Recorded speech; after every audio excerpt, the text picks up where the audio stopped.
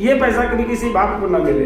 अभी तक कोई भी स्टेटमेंट ना तो हमारे पास योगी जी का आया है, ना पीएम जी का आया है। राजनीति में सारे बेकसूर ही तो राजनीति का शिकार होते हैं।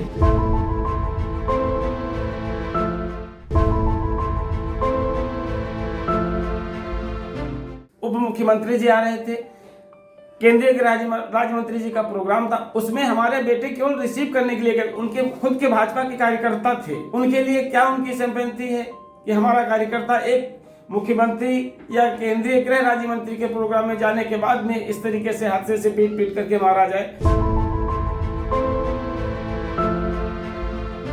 वो पूरे परिवार का लाडला था, तो ये सबसे बड़ा बच्चे होने के नाते सब लोगों का ये प्रिय था, दूसरों को निराश नहीं देखना चाहता था, लेकिन ईश्वर को नहीं मंजूर था। इसलिए आज हम फिर उसी स्थिति में पहुंच गए हैं कि हमें ही अब फिर सोचना पड़ रहा है। जब यहाँ से शुभम गया था तो चैन पहनते हुए, तो न वो चैन पहनते हुए उसका सीन मेरे आंखों से भूल रहा है, न मुझे वो भूल रहा है। उसके बाद में बस हम उसको ढूंढना शुरू कर दिया, तो जो भी वहाँ से एम्बुलेंस आ रही थी उस पर सब लोग चढ़ जाते थे, देखते थे कि कहीं इसमें तो नहीं है, कहीं उसमें नहीं। लेकिन शाम को रात 8 बजे हमको सूचना, ये हॉस्पिटल में ही हम बैठे थे, तब हमको सोशल मीडिया के द्वारा जानकारी मिली। अंडरवियर और कलावा जब देखा हमने तो ये सोचा कि ये शुभम ही है, क्योंकि हम जानते थे कि भैया हमारा क्या पहनता है, क्या कैसा है, बॉडी से मालूम ही पड़ रहा था कि ये शुभम ही है।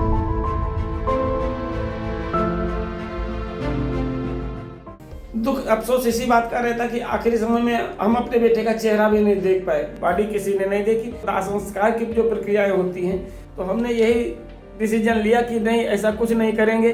अगर हम चेहरे को दिखाते हैं तो सब लोग ज़्यादा परेशान हो, तो इसलिए हमने दाह संस्कार भी उसी प्रक्रिया में किया जो जिस तरीके से सील होकर बॉडी आई थी। हमारे बेटे की बेटी है एंजल, वो उन्हीं के लिए तलाश करती है कि पापा हमारे कहाँ गए हैं, बच्ची को नहीं बता रखा है।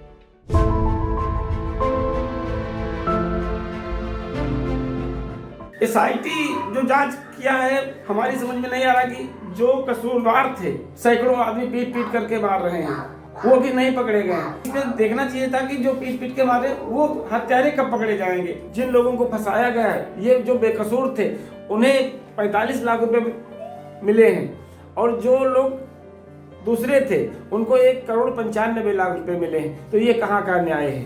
3 अक्टूबर के हादसे के बाद मात्र 2 दिन बचे थे नवरात्रि के, जो पैसा हमें मिला, कभी ये पैसा कभी किसी बाप को ना मिले।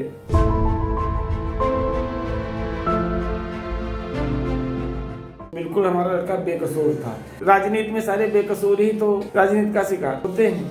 शुभम के जैसे ही लोग हिंसा में मारे जाते हैं।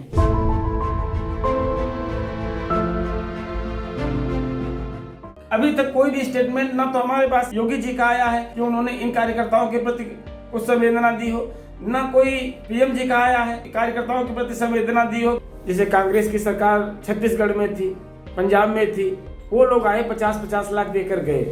क्या हमारे भाजपा की सरकारें कम स्टेटों में हैं? हमारी तो कई स्टेटों में सरकार है, केंद्र में भी है।